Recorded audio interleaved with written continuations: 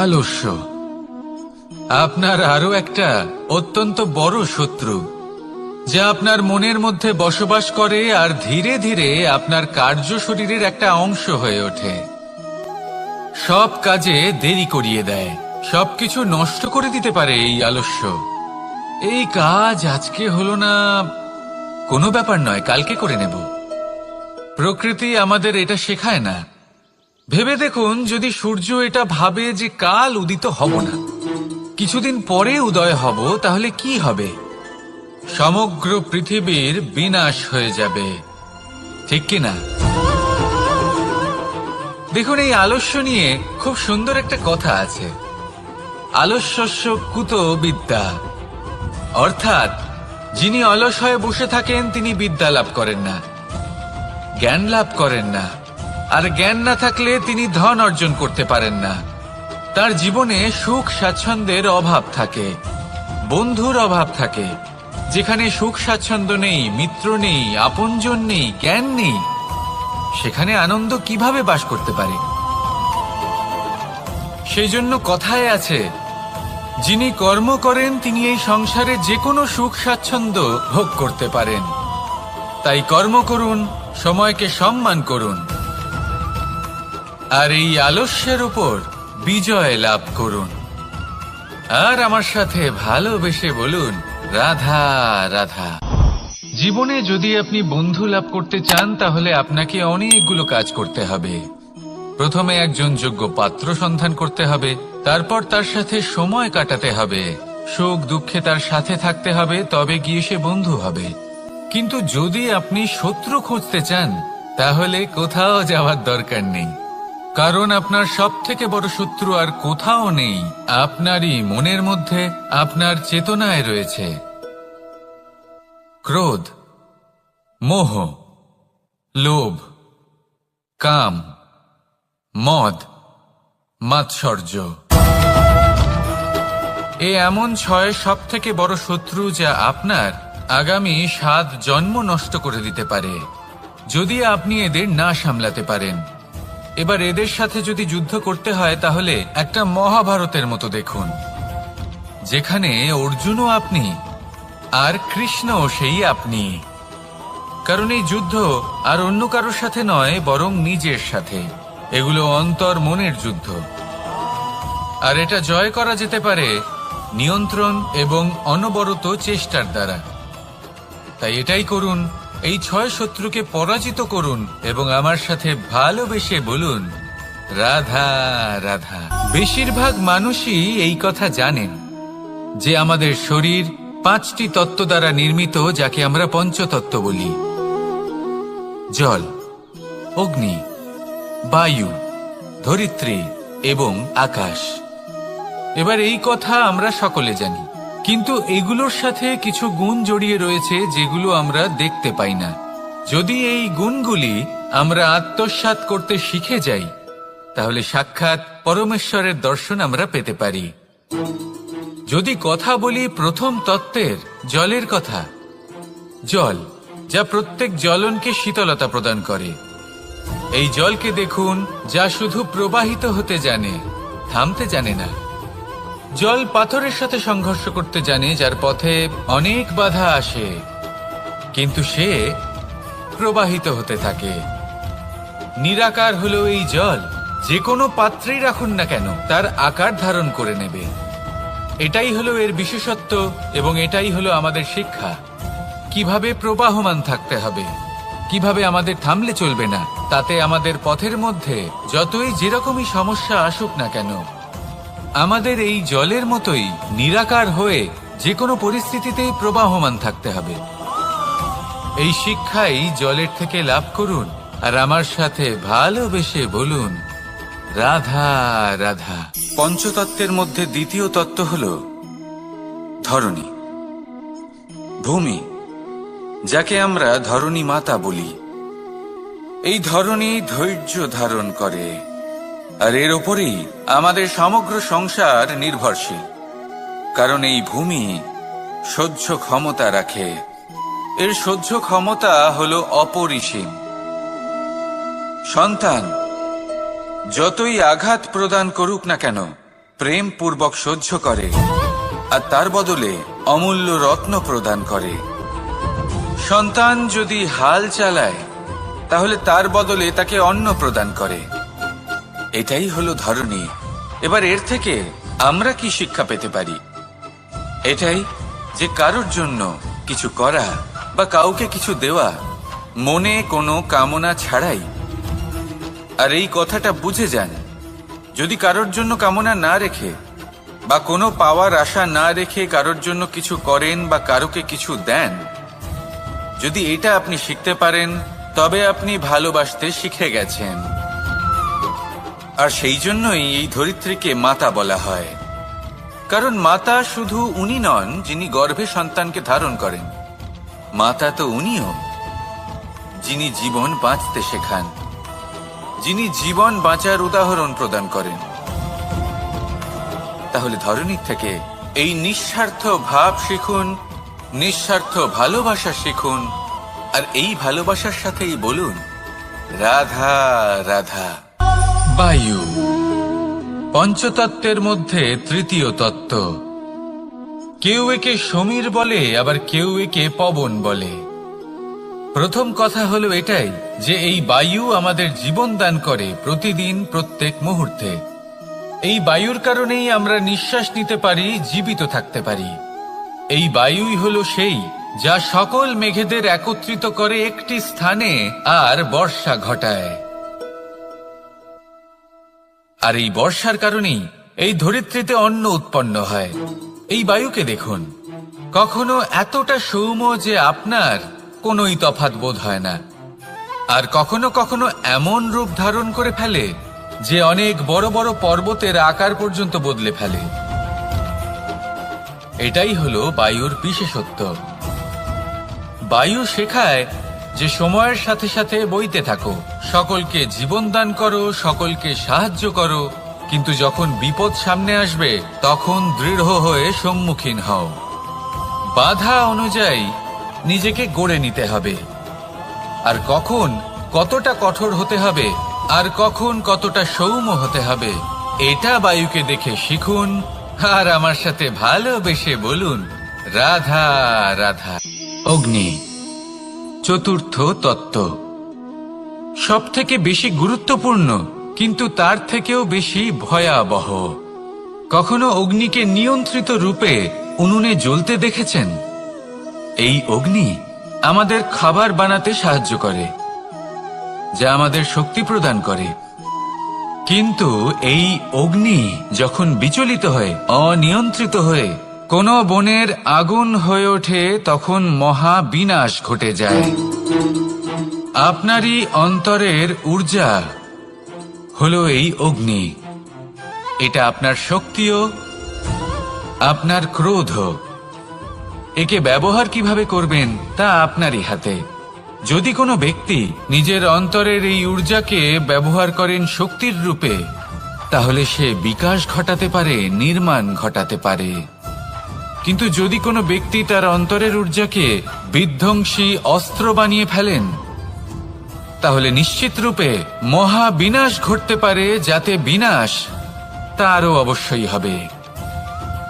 অনেক বছর পূর্বে এমনই এক আগুনের দ্বারা এই সুন্দর পৃথিবীর নির্মাণ হয়েছিল, আর অনেক বছর পূর্বে এমন এক আগুনেই সমস্ত জীব এবং সংসার বিলুপ্ত হয়ে গেছিল। এবার আপনি আপনার অন্তরের ঊর্জা দ্বারা বিনাশ ঘটাতে চান নাকি নির্মাণ ঘটাতে চান, সেই সিদ্ধান্ত আপনারই। আসুন আমার সাথে ভালোবেসে বলুন রাধা রাধা।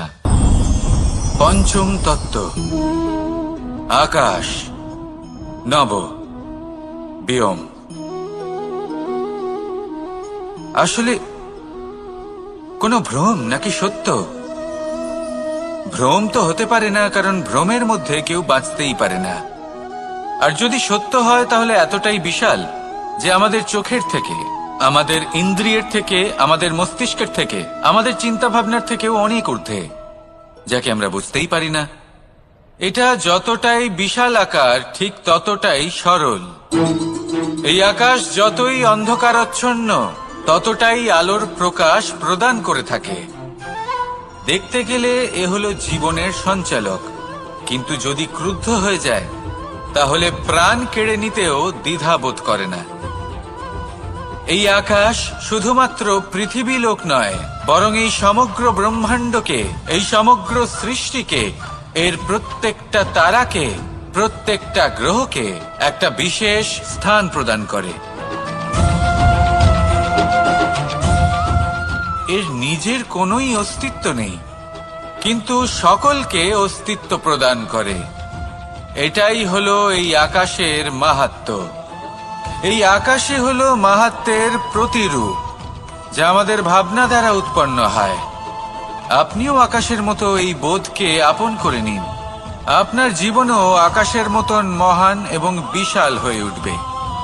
আর তখনই মন সুপ্রসন্ন হয়ে বলবে, রাধা রাধা। কাম, তৃতীয় পুরুষার্থ। এবার অধিকাংশ মানুষই কাম বলতে বিলাসিতা, বাসনা, লালসা মনে করে ফেলে। আসলে এমন কিছুই নয়। কামের বাস্তবিক অর্থ কি? কামের বাস্তবিক অর্থ হল কামনা। প্রতিটা ব্যক্তি, প্রতিটা মানুষ, প্রতিটা জীব এই সংসারে কোনো না কোনো বিশেষ কারণে আসে। সেই কারণকে পূর্ণ করার জন্য কর্ম করাকে কাম বলে। এখন সেটা সবার জন্য ভিন্ন হতে পারে। কারোর কাছে সেটা জ্ঞান অর্জন করা হতে পারে, আবার কারোর কাছে নির্মাণ করা হতে পারে। কারোর জন্য পরিবারকে সঞ্চালন করা হতে পারে, আবার কারোর জন্য এই সংসার থেকে পাপ দূর করা হতে পারে। কিন্তু সবথেকে গুরুত্বপূর্ণ হলো যে মানুষ যেন নিজের কর্ম ঠিক করে করে, সম্পূর্ণ যত্ন নিয়ে করে। তৃতীয় পুরুষার্থ মানে এই কাম। এটার অনুচিত অর্থ নিজেকে বোঝানো মানেই সমগ্র জীবনকে অর্থহীন করে দেওয়া। তাই প্রেম দ্বারা আপনার এই সংসারে আসার কারণটাকে অনুসন্ধান করুন, আর এই প্রেমের সাথেই বলুন, রাধা রাধা। এবার এই পুরুষার্থের বিষয়ে আপনারা অবশ্যই শুনেছেন, মোক্ষ, চতুর্থ পুরুষার্থ। আপনারা কি জানেন এই মোক্ষ আসলে কি? ধর্ম, অর্থ, কামনার পালন করতে করতে মৃত্যু লাভ করা, এটাই কি মোক্ষ? না, মোক্ষ হলো সেটাই যা জন্ম এবং মৃত্যুর ঊর্ধ্বে। প্রত্যেক ব্যক্তি, প্রত্যেক জীবই সংসারে কোনো না কোনো বিশেষ প্রয়োজনে আসে। ধর্মপথে, সৎপথে অর্থ উপার্জন করা, প্রয়োজনকে পূর্ণ করার চেষ্টা করতে করতে সেই প্রয়োজনকে পূর্ণ করা তাকে মুক্তির পথে নিয়ে যায়, যা হলো মোক্ষ।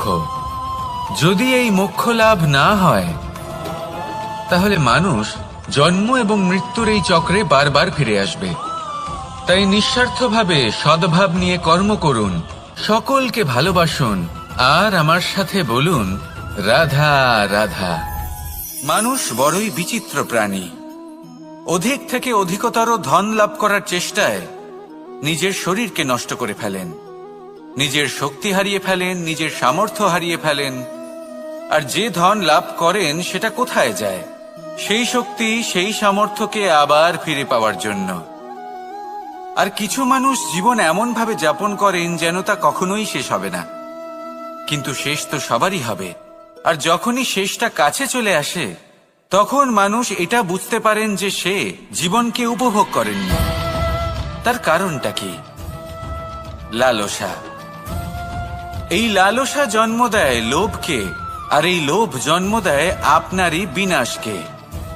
সেই জন্য আজ আপনার কাছে যা কিছু আছে, যেমনটা আছে, তার সাথে জীবন যাপন করুন, পূর্ণরূপে যাপন করুন। আপনার কাছে যতই ধন, শক্তি, মান থাকুক, তা সবার মধ্যে ভাগ করতে শিখুন। ভাগ করলে ভালোবাসা বাড়ে, আর এই ভালোবাসা দ্বারা জীবন আরো সুখময় হয়ে ওঠে। তাহলে আসুন আর আমার সাথে ভালোবেসে বলুন, রাধা রাধা। মন, জীবনে যখনই কোনো বস্তু বা সুখ স্বাচ্ছন্দ্য অধিক মাত্রায় আপনার কাছে চলে আসে, তখন নিজেকে শ্রেষ্ঠ মনে করার একটা প্রবণতা দেখা যায়, যা হয় আত্মবিশ্বাসে পরিণত হয়, নয়তো অহংকারে। এবার আত্মবিশ্বাস আর অহংকারের মধ্যে অনেক বড় পার্থক্য রয়েছে। আমি এটা করতে পারি, আমি ওটাও করতে পারি, এ হলো আত্মবিশ্বাস। শুধুমাত্র আমি এটা করতে পারি, শুধুমাত্র আমি ওটাও করতে পারি, আমি হলাম সর্বশ্রেষ্ঠ, এটা হলো অহংকার। এবার এই অহংকার এর ধ্বনি অনেক দূর প্রবাহিত হয়, আর এর প্রহার সর্বপ্রথম আপনাকে বিপর্যস্ত করে। এবার এই অহংকার এর বিপরীত শব্দ হলো বিনয়, অর্থাৎ নিজের ঊর্ধ্বে উঠে অন্যের বিষয় ভাবনা চিন্তা করা, সংসারের বিষয় ভাবা। এই বিনয়ী হবার চেষ্টা করুন, একের থেকে অনেক হওয়ার চেষ্টা করুন এবং একসাথে থাকার চেষ্টা করুন। নিশ্চিত রূপেই আপনি বিকাশের কারণ হবেন। মত্ততা থেকে নিজেকে দূরে রাখুন, অহংকার থেকে নিজেকে দূরে রাখুন। এই মন প্রসন্ন হয়ে বলবে রাধা রাধা।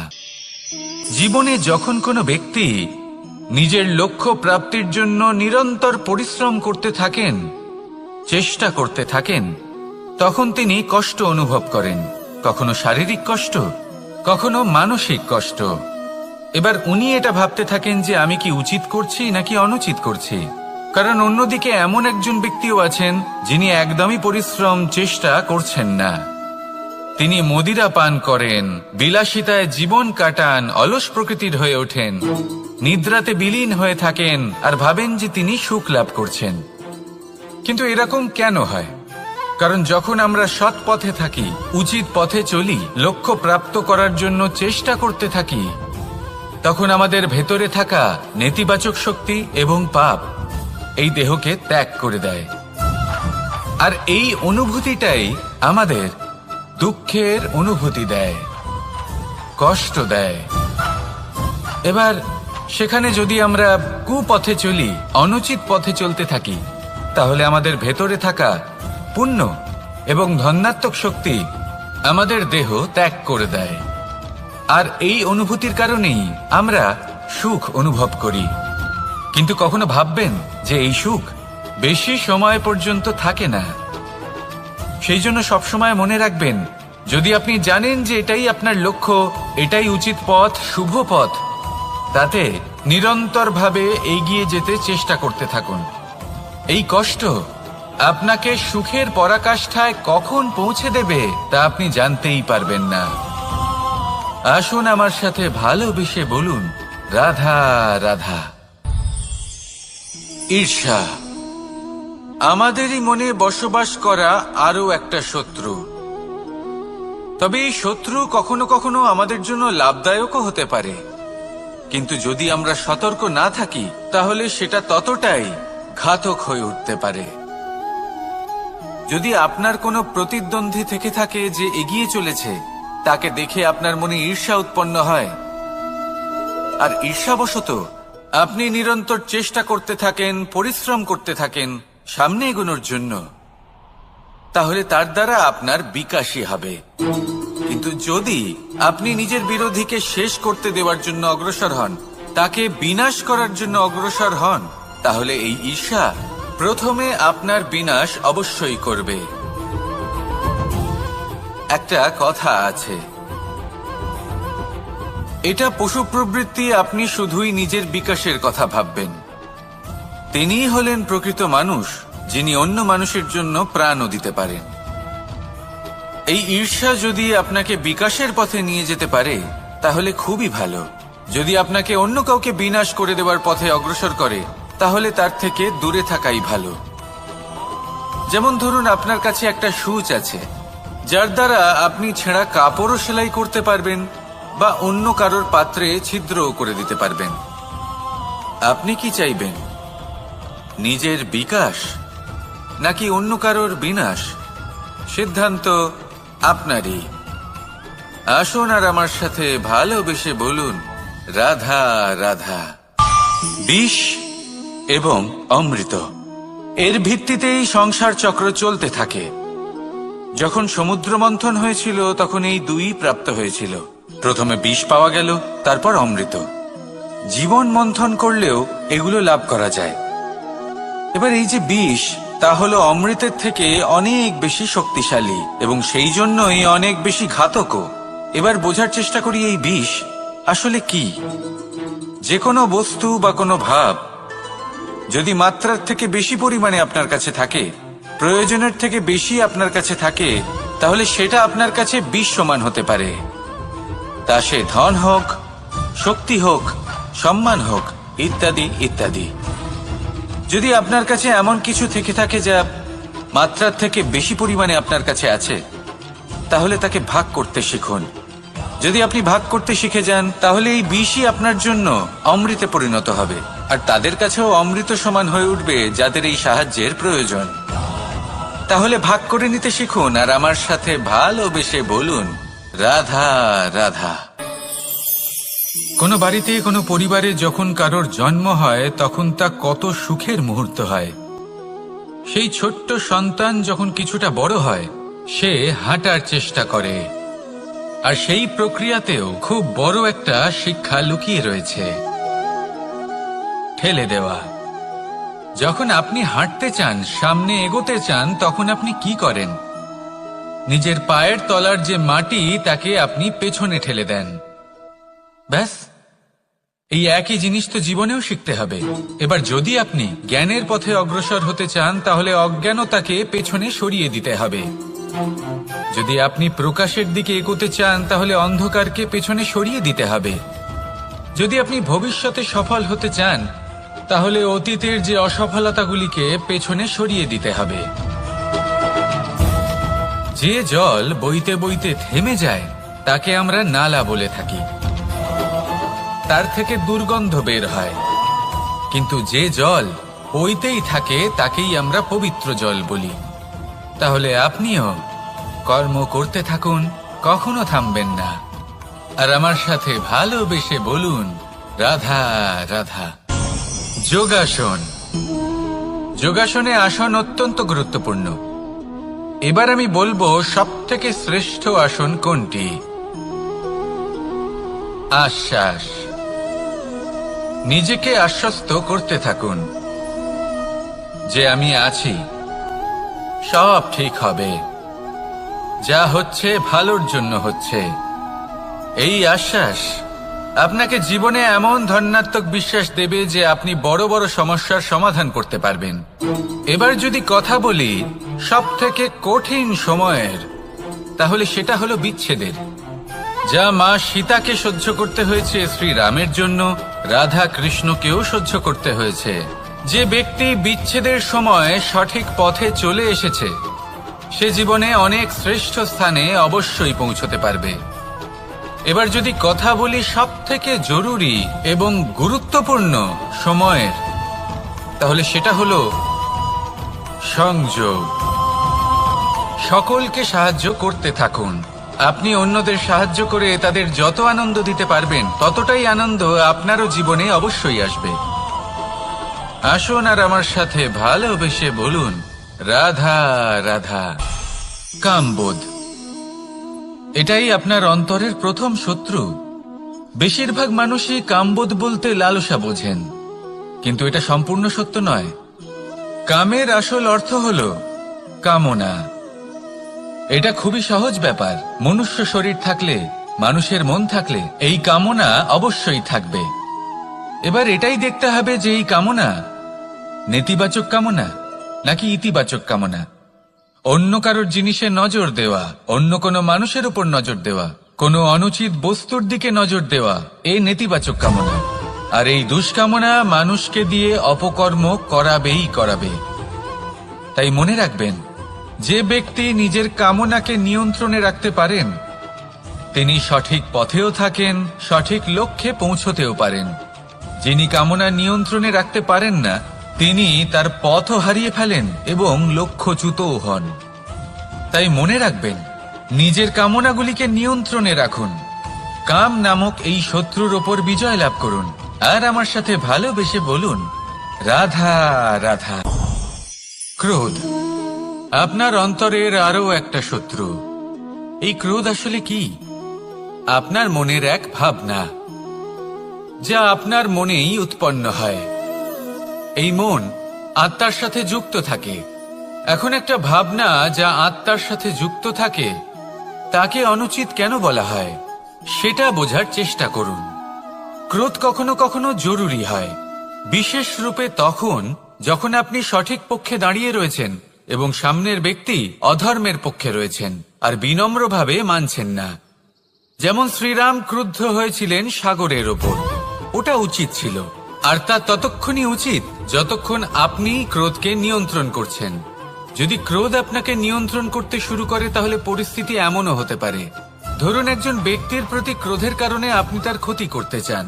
আপনি একটা কয়লা হাতে নিলেন, আর সেই কয়লা সামনের ব্যক্তির ক্ষতি করার পূর্বে আপনার হাত জ্বালিয়ে দেবে। ব্যাস, ক্রোধ এটাই করে, সর্বপ্রথম আপনার ক্ষতি করে, আপনার বিবেক হরণ করে নেয়, আপনি আপনার নিয়ন্ত্রণ হারিয়ে ফেলেন, আর সবকিছু নষ্ট হয়ে যায়। বেশিরভাগ মানুষ ক্রোধে এমন সিদ্ধান্ত নেন যে সেটা তাদেরই বিনাশের কারণ হয়ে দাঁড়ায়। আর কিছু মানুষ বলেন যে আমাদের জীবনে এত যন্ত্রণা আছে, এত সংকট আছে যে ক্রোধ উৎপন্ন হবেই। আর এরকম সময় এটাই উচিত হবে যে আপনি নিজেকে ক্রোধের থেকে দূরে রাখুন, আর তারপর সমস্যার নিবারণ করুন। আর এই নিবারণই আপনার জীবনকে একটা শ্রেষ্ঠ স্তরে পৌঁছে দেবে।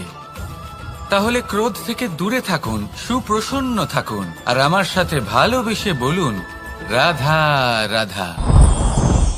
লোভ আপনার অন্তরের আরো একটা শত্রু। দেখতে গেলে এটা একটা শব্দ, একটা সংস্কৃত শব্দ, লব ধাতু থেকে উৎপন্ন হয়েছে। এর অর্থ কিছু লাভ করা। কিছু লাভ করা অনুচিত নয়, আরো কিছু লাভ করাও অনুচিত নয়, কিন্তু সব থেকে বেশি আমিই লাভ করব, আমি আরো চাই, আরো বেশি চাই, আরো বেশি পেতে চাই, এটাই হলো লোভ। আর এই লোভ যখন গ্রাস করে তখন আপনি যা পেতে চান, সে ধনই হোক বা মানই হোক, তা অর্জন করার জন্য মানুষ যে কোনো স্তরে পৌঁছে যেতে পারে। যদি মানুষ ধন অর্জন করতে চান তাহলে তার জন্য তারা অধর্মের পথেও চলতে পারেন। যদি সম্মান অর্জন করতে চান তাহলে অন্য মানুষকে ছোটও করতে পারেন। শেষ পর্যন্ত আপনার এটা মনে হতে পারে যে যদি একটু অল্পই প্রাপ্ত করতাম, কিন্তু ভালোবেসে প্রাপ্ত করতাম, এই জীবন আরো অনেক বেশি সুখী হতো। লোভ আপনার জীবনে, আপনার মনে কখন যে প্রবেশ করবে সেটা আপনি জানতেও পারবেন না। তাই এটা চিনতে শিখুন, আর তৎক্ষণাৎ জীবন থেকে বাইরে ফেলে দিন। যা কিছু লাভ করতে চান তা ভালোবেসে লাভ করুন, আর সেই ভালোবাসার সাথেই বলুন, রাধা রাধা।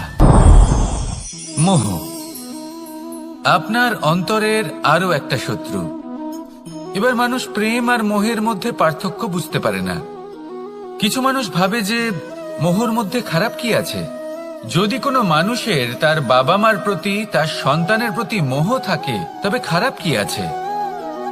খারাপ আছে, আর সেটা তাদের জন্য খারাপ হতে পারে যাদের প্রতি আপনার এই মোহ আছে। এবার মোহ আর প্রেমের মধ্যে পার্থক্য আপনাকে বোঝাচ্ছি। মোহ শুধুমাত্র পেতে চায়, সেখানে প্রেম শুধুমাত্র দিতে শেখায়। এই দুই পরিস্থিতিতেই আপনার হাত প্রসারিত থাকে। মোহের ক্ষেত্রে কোনো বস্তু বা কোনো ব্যক্তিকে লাভ করার জন্য, আর প্রেমে শুধুই প্রদান করার জন্য। মোহর বশে আপনার পায়ে বাঁধন পড়ে যেতে পারে। যদি মাতা পিতার তার সন্তানের প্রতি মোহ থাকে তাহলে তারা তাদের সন্তানকে কখনো দুঃখে, চিন্তায়, যন্ত্রণায় দেখতেই পারবে না। সেই জন্য তারা সন্তানকে বেঁধে রাখতে চান একটা সুরক্ষিত ক্ষেত্রে, যেখান থেকে না তারা সংসারকে দেখতে পায়, না পরখ করতে পারে, না কিছু শিখতে পারে, না বিকট পরিস্থিতির সম্মুখীন হতে পারে। ঠিক যে কারণে তারা দুর্বল হয়ে পড়ে, অজ্ঞানী হয়ে ওঠে। তাদের বিকাশ সেখানেই স্তব্ধ হয়ে যায়, আর সেখানে প্রেম শুধুমাত্র বিকাশের পথে নিয়ে যায়। মা বাবা যদি সন্তানকে ভালোবাসেন তাহলে তাকে ছেড়ে দেন যে যাও সংসারকে দেখো, পরখ করো আর শেখো। কিভাবে এর সাথে লড়াই করতে হবে সেটা নিজে শেখো। নিজের শক্তি নিজেই বাড়িয়ে তোলো, নিজের পথ চয়ন করো। সেই জন্য এই মোহর শিকল ভেঙে ফেলুন আর প্রেমকে আপন করে নিন। আর এই প্রেম দ্বারাই বলুন, রাধা রাধা।